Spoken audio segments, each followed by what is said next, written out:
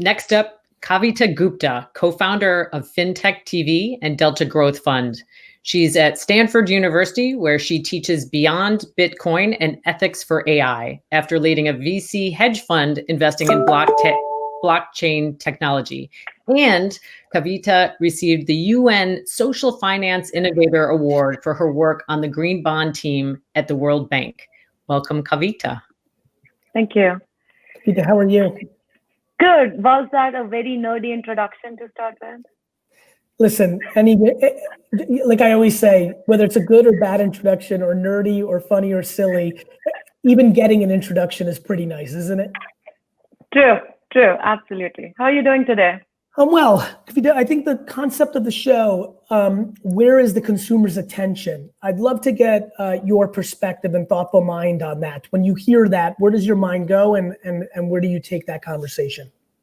For me, my mind goes on privacy. Like we are talking, today is the time when everybody's talking about data privacy, what's happening to our data, where are we going with, whether it's the ads, whether it's using anything on internet. And it could be in financial sector, it could be related to my credit card, it could be related to my presence or like whatever I go on my search. And it is so funny, every time I have this conversation, even when I teach and I ask students, we have all the problems, but when you think of one product or one company which is providing you a solution across those streams, which one do you think of? I do sometimes hear Apple here and there, but nothing on financial space, nothing in other search space. People are like, yeah, these are our issues. We don't have a solution. That's where we are living right now. What do you think what do you think most people think, when you think about privacy as an attention conversation, I am blown away by people's inability to describe what they're upset about, right? I mean, I think this is very important, right? I mean, like when I go into very thoughtful, I understand why it's a conversation for the intellect. I understand why it's happening at universities and media companies, and I understand the conversation. I'm fascinated by the collective human beings' inability to say what's upsetting them, because they'll speak to, well, I don't like the algorithm controlling me. And when you ask them a second question, they're unable to continue the conversation. What is your perspective on that? I think it's very individual right now because we don't have regulations, or we don't have a common platform for people to come together and say this is 16 points or these are 15 points. If you go to Africa, most of the people are like, can we even say whatever we want to say on Twitter or Facebook and not go to jail? For them, privacy just fall down upon that, right? When you come to US and people like, again, you said it very clearly, like there is a classes and classic and like class and a mass, right? So when you go into the class society, you are talking about very intellectual things. Oh, I want my financial details. Nobody should have my driving license number. Why do they need my height and my age and all this stuff on my DL and then take photocopies every time I check in the hotel? Versus if you go to a teenager going to college, they would be more interested about, hey, if I have to delete something on my Twitter, Facebook, or anywhere on my social media from my young days to when I'm getting a job, where is my privacy between this and what can a person hiring me can see and cannot see? So it really depends. It's a very individual approach from going to jail all the way to my drunken pictures when I was 15-year-old. So there is no common platform for it so far. And do you think there should be? I think there should be, because a financial privacy is very different than an identity privacy versus your social versus private life privacy.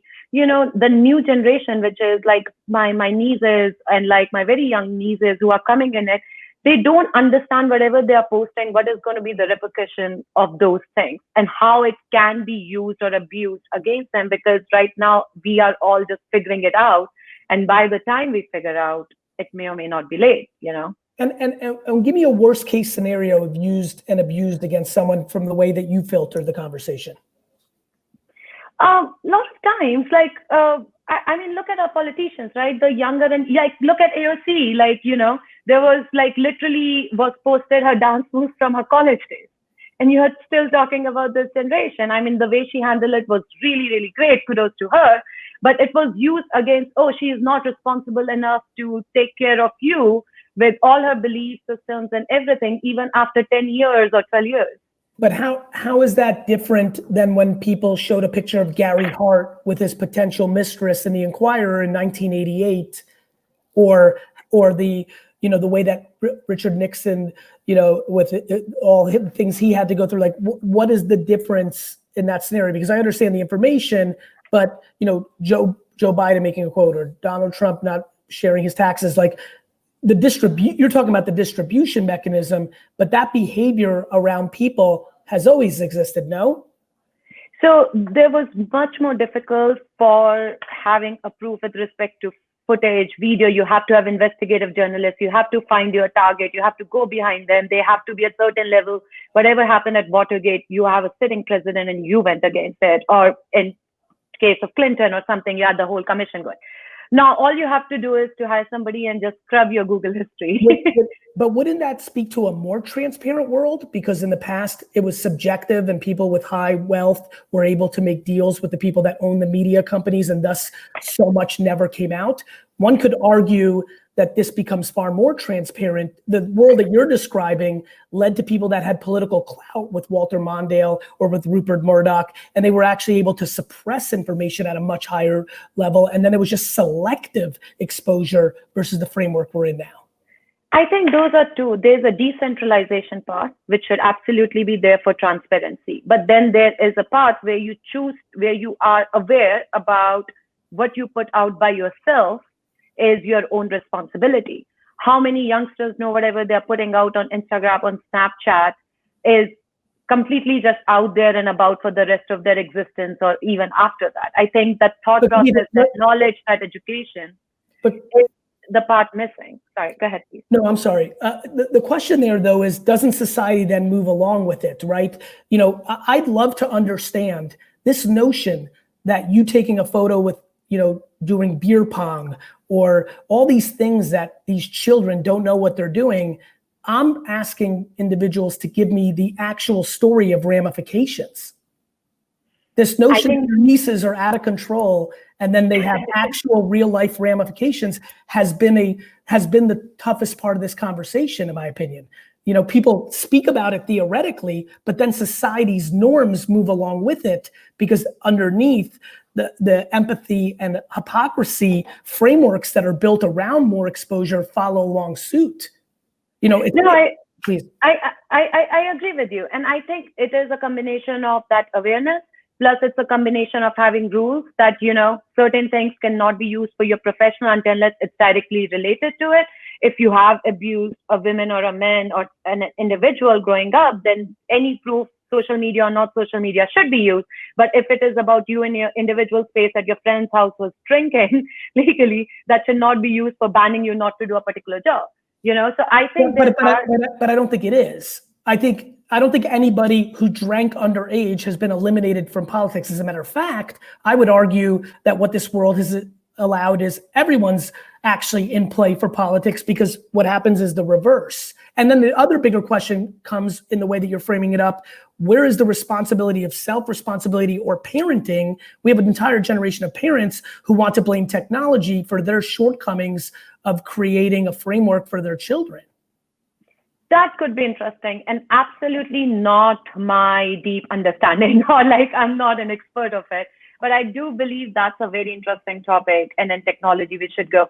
So like on our platform at fintech.tv, we do like deep thought leadership, 30 minutes, 20 minutes interviews across blockchain, impact stories and everything, and how technology impact is coming out on next generation, whether it is in a positive way, which is environment sustainability or blockchain or something, versus the negative way. I think those conversations would be very important. You just gave me an idea to do a new series about it. Well, I'm glad. Any final thoughts? And since I see I have 1 more minute, anything we didn't get to touch on? Because I know these go fast and I really appreciate your time. No, yeah, it's great. I think my final thoughts would be, I think I would say all the marketers out there who are working with amazing products, that your billion citizens whom you want to put next is actually outside US, outside Europe, look into the international market, look into the technologies of blockchain, which provides you transparency, cryptocurrencies, which are providing you the same day settlements for an amazing business to go in $1 trillion market outside the country, is what I've always worked in and where I feel is the space. And when we are doing all these stuff on fintech.tv, we realize that regulations and everything which we are building up in US are actually much more apt to everything what we are doing in emerging markets who are way ahead of us in what's happening in US. So my last thought would be just go and check out the emerging markets. Thank you. Thanks for being on. Andrea?